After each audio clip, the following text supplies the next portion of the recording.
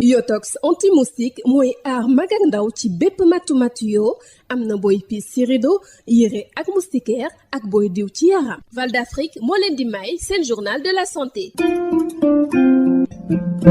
dal leen ak jàmm nit ku ne war naa moytandi te di gën a aar boppam ndax moytandi li ñuy duppee traumatisme crânien bépp gàllankoor boo xamante ni mën na tax ba ñu am ay complications ci wàllum yuur yi ak lu laaleeg bopp bi. traumatisme crânien googee nag mën na bàyyeekoo nga am ab choc wala nga def accident wala daanu wala sax nga jot ab dóor bu métti ci bopp bi. bu dee léeg-léeg nit ki coup bi mu jot ci bopp bi dafa jéggi dayo mën na ko def nag mu dugg ci coma wala sax mu jural ko ay jafe-jafe ci wàllum bopp bi. ñu teewlu leeral yu professeur Momar Kodeba di neurochirurgien di jiite service bu neurochirurgie bu centre hospitalier bu Fann. traumatisme crânien mooy ab feebar boo xam ni dara mooy jóge ci biti ñëw dal ci bopp te bopp bi mooy aar yuur gi ci suuf. yuur gi mooy tax nit di jóg di dem di déplacé wu di yëg li ñu koy def ak yeneen importance la. donc cerveau lu am importance la parce que moom moo téye yëpp daanaka. su fekkee ni nag nit ki dafa am accident bopp bi dal fenn wala ñu dóor ko ci bopp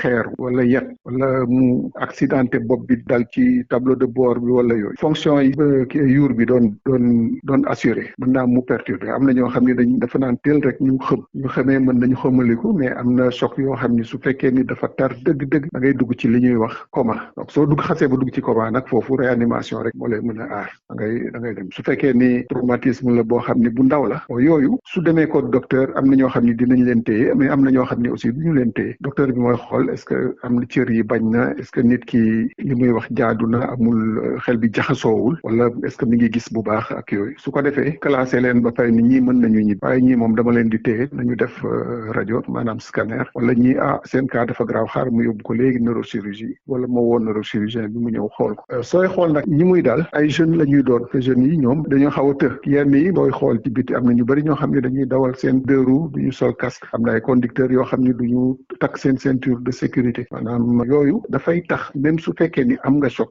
bi du demee noonu. léeg nga gis oto bu accidenté ñi nga xam ni dañoo takkoon seen ceinture presque dara jot leen wala ay xoos-xoos yu ndaw lay am. ñeneen ñi nga xam ni takkuñu ceinture nekk ci ay problème yu doo jeex di se dootuñu ànd ak seen xel nekk dans le coma. jaajëfal naa leen ci déglu bi dig daje ci beneen numéro.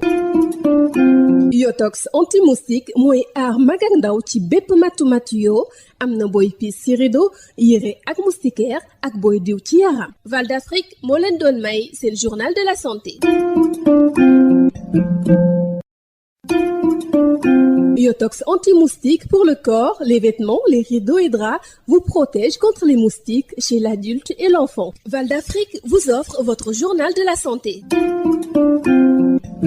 Bonjour, attention, la tête est fragile, il faut bien la protéger pour éviter un traumatisme crânien qui peut provoquer des complications neurologiques. Le traumatisme crânien découle le plus souvent d'un choc, d'un accident, d'une chute ou même d'un violent coup reçu à la tête. Si le coup est aussi violent, la personne peut faire un coma ou avoir des troubles. Écoutons le professeur Momar Kodeba, neurochirurgien, chef du service de neurochirurgie du centre hospitalier de Fann. Un traumatisme crânien est une sorte d'agression du crâne et par conséquent du cerveau, parce que le crâne protège le cerveau. Cela peut être dû à un accident de la voie publique, ça peut être dû à un projectile qu'on reçoit sur la tête, ça peut être un gros coup de bâton ou de pierre qu'on reçoit sur la tête. Mais dans tous les cas, c'est une force qui s'applique brutalement sur le crâne et cette force est transmise au niveau du cerveau. Tout ça peut donner maintenant des complications neurologiques, une perte de connaissance. Le choc est très violent, un coma, ça peut être une paralysie, des crises d'épilepsie, etc. Les signes sont extrêmement variés. Le plus souvent, c'est dû à un traumatisme par accident de la voie publique. On peut aussi le voir en cas de rixe, d'agression, de chute. Tout ça peut entrer dans le cadre des traumatismes crâniens. C'est particulièrement fréquent parce que c'est avec tout ce qu'il y a comme véhicule, comme moto, Jakarta, comme associé également c'est pas pour provoquer, mais à l'indiscipline des Sénégalais, ces traumatismes sont particulièrement fréquents chez l'adulte. Donc, c'est cause d'absentéisme dans le milieu du travail. Et quand ça survient chez les enfants et que c'est un traumatisme qui est important, ça peut aller jusqu'à perturber la scolarité et l'insertion sociale de cet enfant. Donc, c'est un gros problème. Et dans tous les pays, pratiquement, on voit de plus en plus augmenter les cas de traumatisme crânien. Merci de nous avoir suivis. Rendez-vous est pris pour un nouveau numéro. Yotox anti-moustique pour le corps, les vêtements, les rideaux et draps vous protège contre les moustiques chez l'adulte et l'enfant. Val d'Afrique vous a offert votre journal de la santé.